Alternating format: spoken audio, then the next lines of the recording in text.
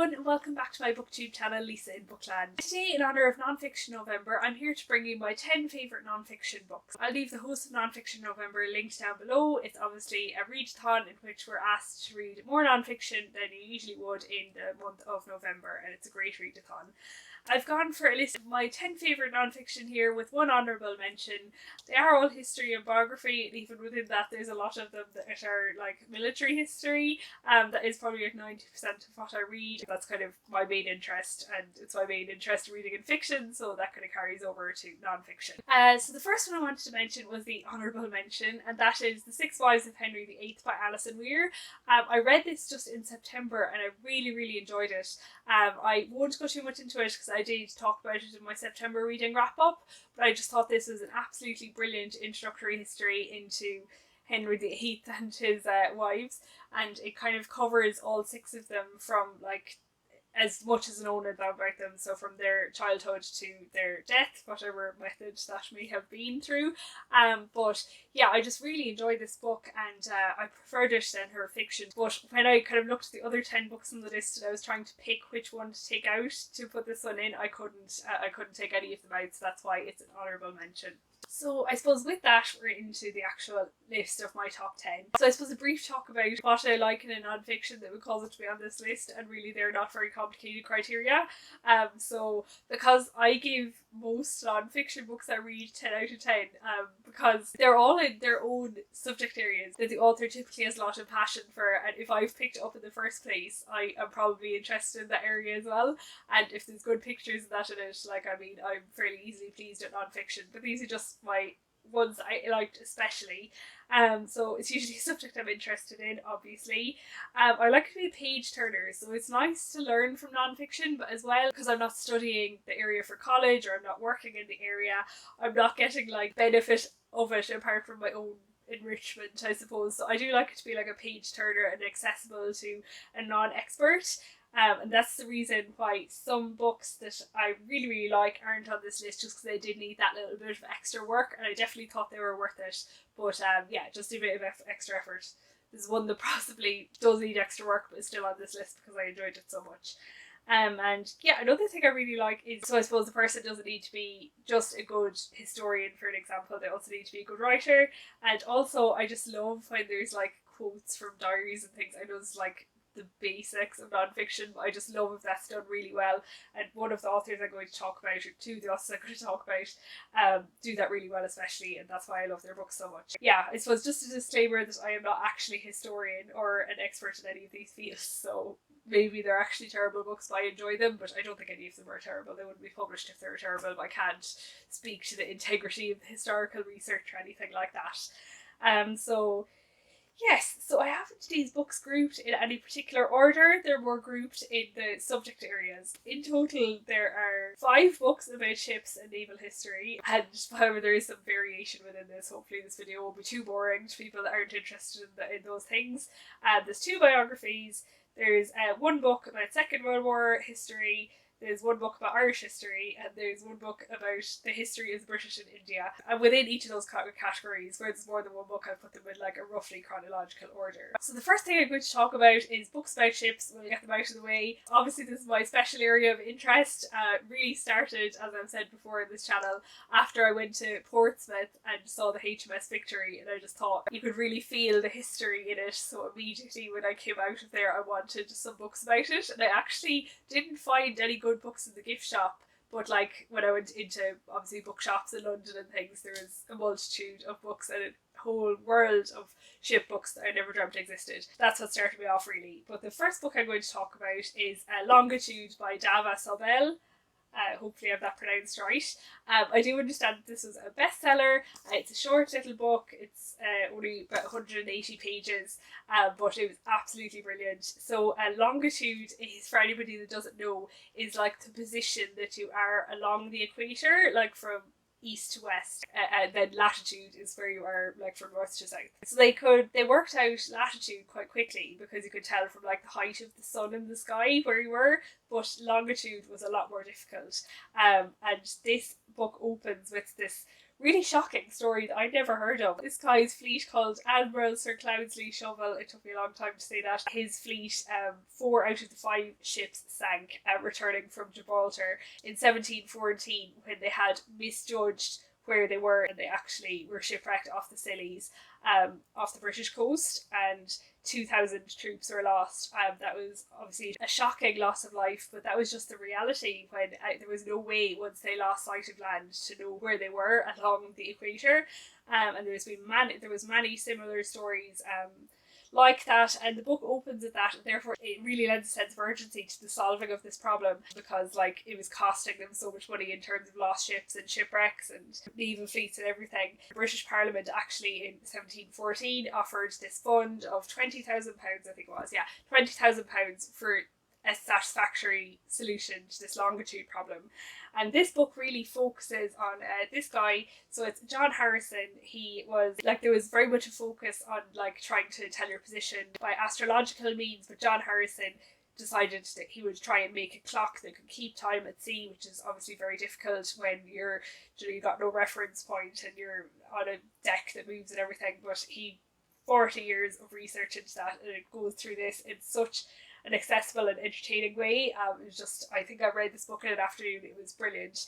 And it's just, I loved reading the history behind the chronometers when they do feature so heavily in like all of the nautical fiction books that I do like to read. It was just really great to see that. And such a piece of history. And if you are in London, you can go to Greenwich and see like H1, H2, like the varying prototypes he had of the first chronometers, which are really fascinating for me to see as well. So that's Longitude. Highly recommend. Which brings us nicely on to this book, which did have a chronometer on board, and that is Endeavour, the ship and the attitude that changed the world. So Endeavour, very famously, was the book that Captain Cook sailed to the South Seas with Joseph Banks on board on that famous expedition. But this book doesn't just tell the story of that, it is literally the story of the ship. It starts off as an acorn in the ground, and the importance of oak for building the ships and what type of oak you would have to have through the ship being built at Whitby, where it initially served as a collier, like a ship that carried coal, and then it was bought into the Royal Navy in 1768 for Captain Cook's famous voyage to the South Seas.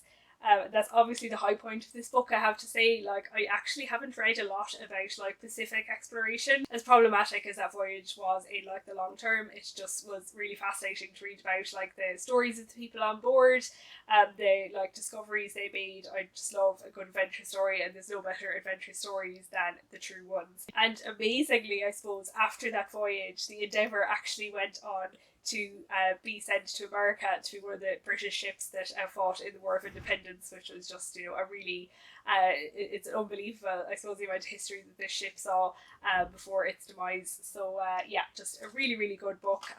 I definitely really enjoyed it. So continuing on the same theme is this quite wonderfully named book called Dressed to Kill, British Naval Uniform, Masculinity in Contemporary Fashion, 1748 to 1857. So this is obviously a very specific book. So I ended up picking this up at the National Maritime Museum in London, and it was actually on the recommendation of one of the museum staff that saw that I was very interested in the uniforms in the exhibit.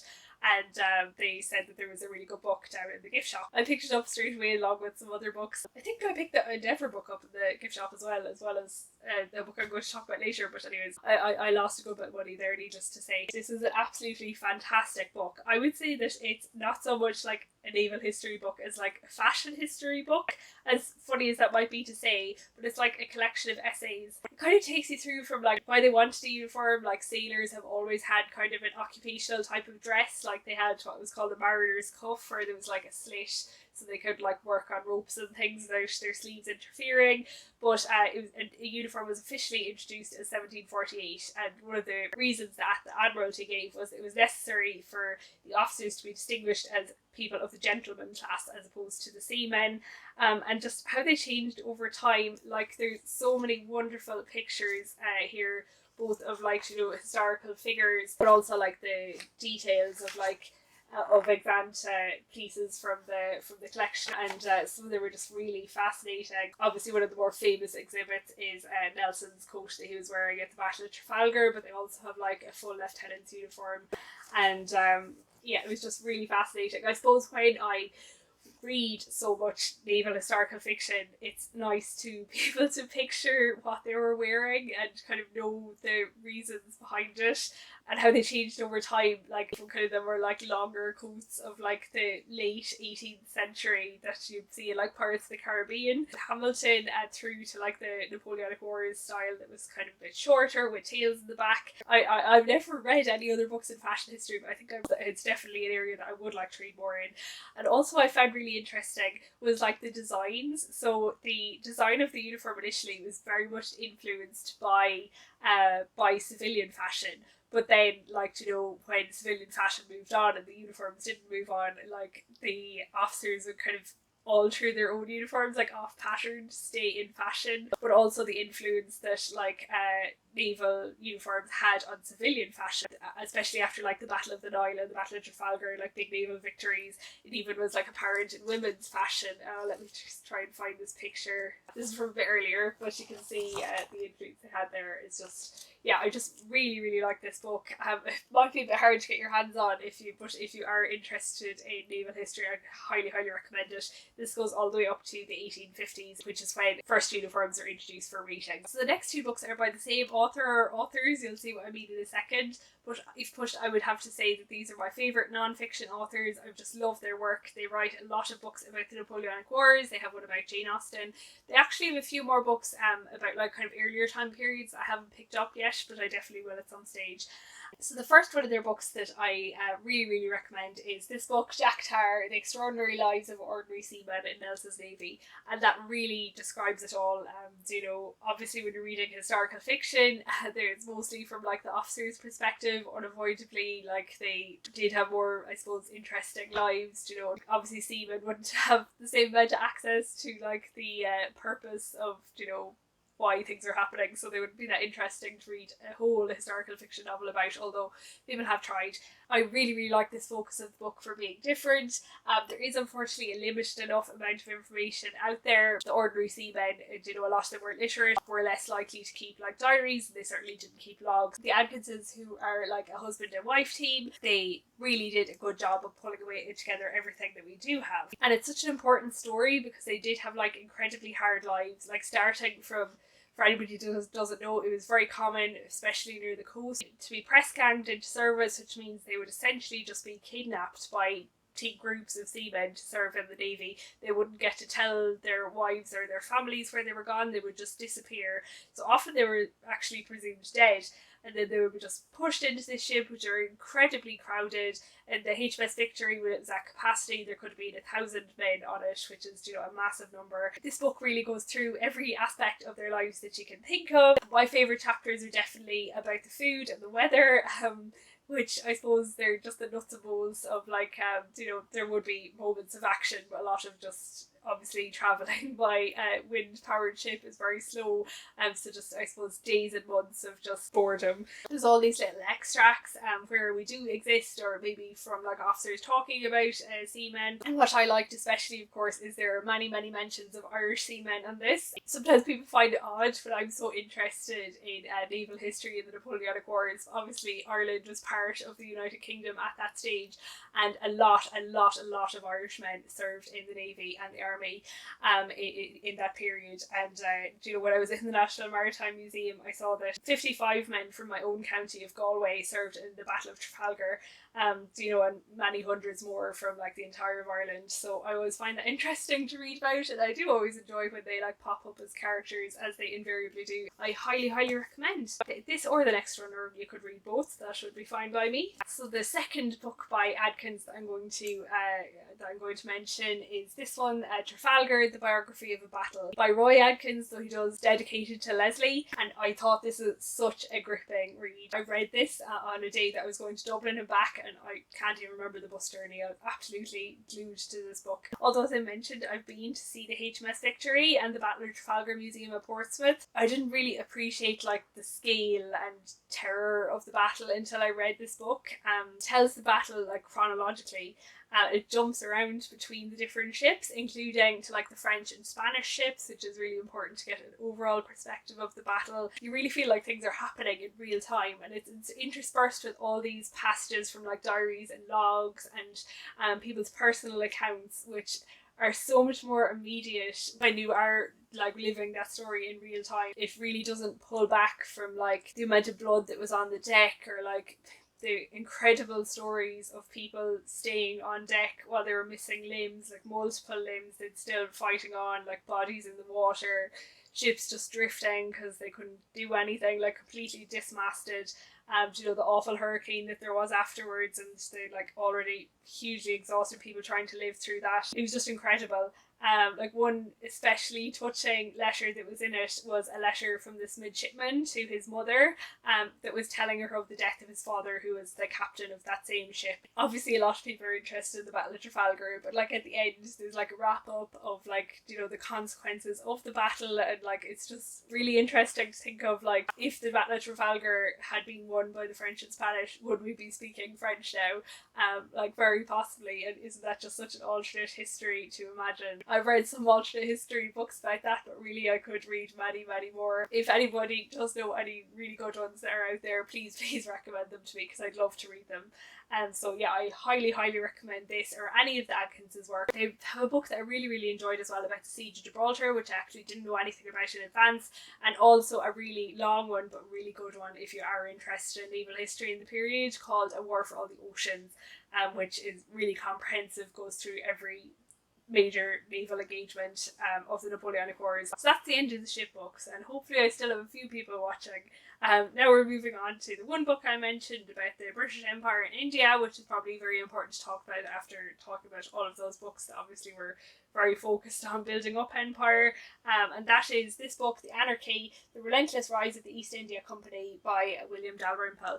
And this is another book that I read earlier in the year. I think it was January. It was my very first reading wrap up, and I have to say this is probably the most shocking book that I've ever read. What we learn about the British Empire in school in Ireland is very much focused on the British in Ireland, obviously. So I didn't know a lot about the British Empire in India, apart from that obviously it was very damaging. It's definitely a very hard read in some ways. Again, I picked it up in the National Maritime Museum, where they had an exhibition on the East India Company. So this goes all the way from when the East India Company was founded in London in 1599 all the way through to 1859, when the East India Company handed over their Indian possessions to Queen Victoria, and she then became the Empress of India. But it was really just eye-opening, I suppose, the way that India was conquered by the East India Company, you know, which wasn't even a country, it was a corporation, you know, for profit. The way that all the riches there was in India, and it was how wealthy India was before the British went there. And just the way that all the wealth and all the jewels and was just drained out of the country and exploited. The East India Company had its own private army. It set up all these settlements, formed alliances with the various leaders within India, all for the benefit of money. I would like to say that would simplifying it, but it's probably not simplifying it a huge amount. It is a long book. It's about 400 pages long, but I really would recommend this book to anybody that is interested, especially as I am in reading historical fiction about the British Empire. That just as fun as it is to read about great adventures in the high seas and, you know, tales of courage and extreme endurance, and that just like obviously it wasn't being done for a very good reason all the time. So yeah, I would highly recommend this book. It's really accessible, I thought, for somebody that has, as I said, very little knowledge of India. What I really liked about this book is at the start of the book there's like a who's who within the various different groups. So like the British, Robert Clive being like a very key person. Obviously there are some like mild spoilers, but I didn't read it all at the start. It's just when I encountered somebody I couldn't really remember what their role was, it was really handy to like flip back. The British, the French, who also had interests, the Mughals in India, the Nawabs, the Rohillas, you know, there's a lot of different factions involved, the Marathas. So it just sometimes they could get confused. Why isn't that every non-fiction book? It was such a useful resource, and yeah, there's kind of maps as it was at the time and everything, and it was just really, really well put together. I know this is like part of a series that William Dalrymple has written, and yeah, I haven't got to it yet, but I definitely would be interested in picking them up. So yeah, a brilliant, brilliant book. So the next two books I'm going to talk about are biographies. There's one of an author who you can probably guess, and one of an Irishman. So the author is obviously Jane Austen, and this is Jane Austen at Home by Lucy Worsley. So I have read other biographies of Jane Austen, but I've read this one 3 times, and this is the first one I read, and very importantly, the last sentence is, both of them are well worth visiting today. She's referring to Chawton Cottage and Chawton House in Hampshire, and I urge you to go. And I read that and I took it seriously, and I did go. So I've heard thanks for that. My parents wished I had not read this book because they were very concerned that the car would break down in the middle of England, but it did not. As it says on the tin, this goes through Jane Austen's life in terms of all the different places that she lived. She did live in an awful lot of different places, like that Chawton I mentioned is just kind of where she ended her life. She came from a place called Steventon, which is relatively nearby, but she also lived in loads of different places, either with relatives or permanently with her family, like in Bath, especially after her father died. She ended up being bounced around between a load of different relatives, so she didn't have the means to keep her own establishment. It's a really good way to look at her life, and I suppose even all the places that she did, oh dear, I literally just got frightened by my own shadow. even all the places that she did live, they were all kind of around the south of England. So somebody that had such a big intellect and told such great stories, didn't actually get to travel that far, is yeah, she was just an amazing woman, and I love this biography. And there actually is a really good corresponding television series as well, that Lucy Worsley did for BBC. If you ever get a chance to see it, I caught it on BBC at some stage around July or December is good time to see them when it's the anniversary of her death and her birthday respectively. And yeah, I think what's clear from the book and from the television series is just Lucy Worsley's great love for Jane Austen and her enthusiasm for it. And if somebody has that enthusiasm in a biography, it's always going to be a really enjoyable read. So yeah, I do really enjoy this biography. So the other biography I want to talk about, as I said, is about an Irishman, and it's not one of the more common Irishmen that you would read biographies about. It's this book, Tom Crean, An Illustrated Life. There is like a standard version that's not illustrated available, but I picked this up in a charity shop, and definitely get the illustrated version if you're interested. I love this line from the Irish Independent at the top about a great Irishman who didn't have to die to become a hero because of the nature of Irish history. There are a lot of kind of martyrs, for lack of a better word, around, but Tom Crean has such an extraordinary life, and I think it's in the last 10 or 20 years we probably have become to appreciate him more. But the sad thing for me is he had such an extraordinary life, but after he left the British Navy, he didn't talk about his experiences to anybody, even his family, because obviously it was quite politically different when he came back. Tom Crean was born in a small farm in a village called Anniskull in County Kerry, and he joined the British Navy when he was just 15 as a second class boy.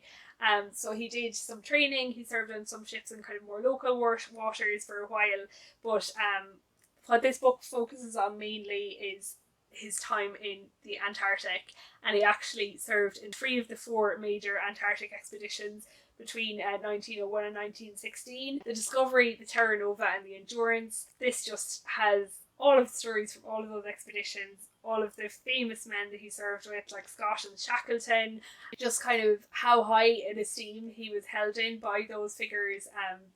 It's just amazing. It's filled with the most wonderful pictures, as I said, and and just all of his exploits. The most famous deed of his was when Captain Scott was making a march for the South Pole, and he sent half of the party back. Tom Crean was part of the party that was sent back, and he was with one other man and this officer called Lieutenant Teddy Evans, and Evans became very sick from scurvy, and they had been marching for 4 months, but Crean knew that Evans wouldn't make it, and it was obviously slowing them down because the other 2 men had to drag him along when they were already exhausted and had basically no food left.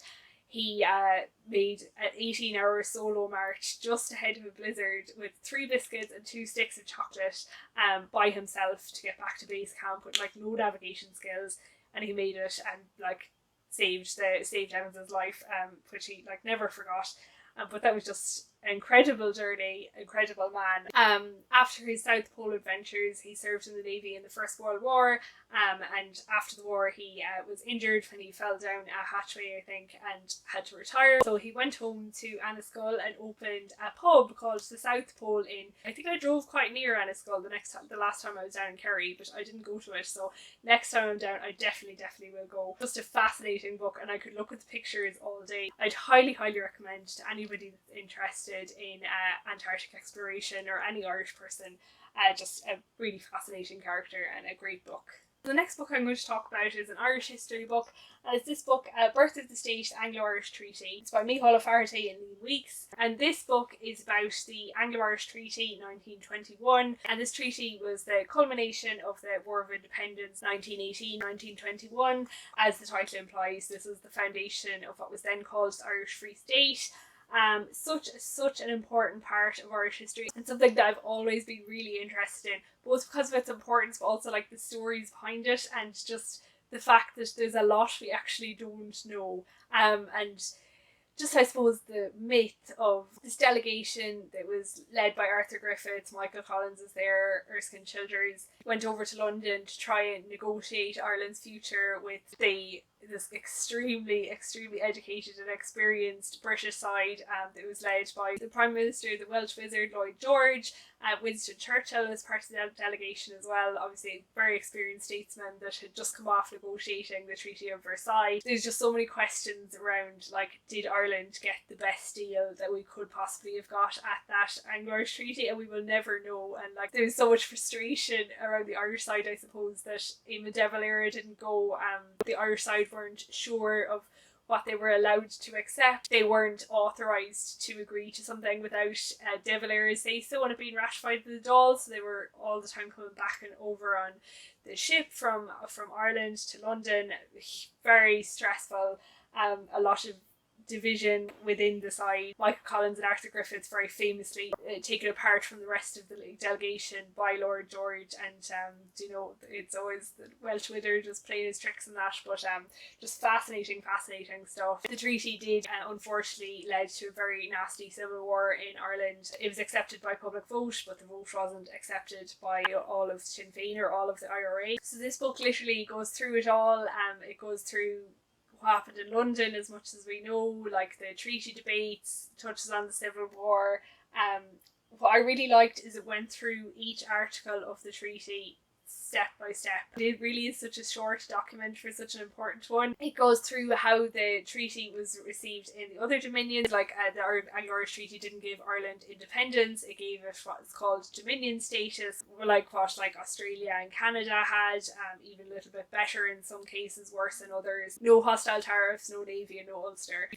It also goes through obviously the huge impact of the Anglo-Irish Treaty and the subsequent Civil War on politics. We're probably just starting to leave potentially Civil War politics behind now, and the two largest parties are still Fine Gael and Fianna Fáil, which arise from those two different sides of the Civil War. So just a really fascinating book. Obviously it's rather specialist, but I thought it just went through it in a really easy to read and like interesting way. The only thing is you just want to know more. And I was just happy to read this last November in the 100th anniversary of the Anglo-Irish Treaty. And maybe a small bit strangely after that, the last book that I want to talk about is this absolutely fabulous history book called The Most Dangerous Enemy, A History of the Battle of Britain by Stephen Bungay. I read this book some years ago. The reason I was interested in specifically the RAF in the Second World War is, did anybody ever watch that programme Foyle's War? I loved that programme, and obviously one of the best characters in that, in my opinion, he definitely makes the episodes interesting, is Andrew Foyle, DCI Foyle's son, who is a pilot in the RAF. And I just always really liked him, so I wanted to learn more about his experiences, and this definitely gave it to me. This is the one exception I mentioned where it is very in-depth and you do need to put a lot of work into reading it because it's very long. It's like 400 pages long, and like the pages are very full on with text. And it goes into the most technical detail you could imagine about the design of planes. But luckily I found that really, really interesting. It goes through not only like the British planes like the Spitfires, also the German planes like the Messerschmitts, all the different pros and cons of them.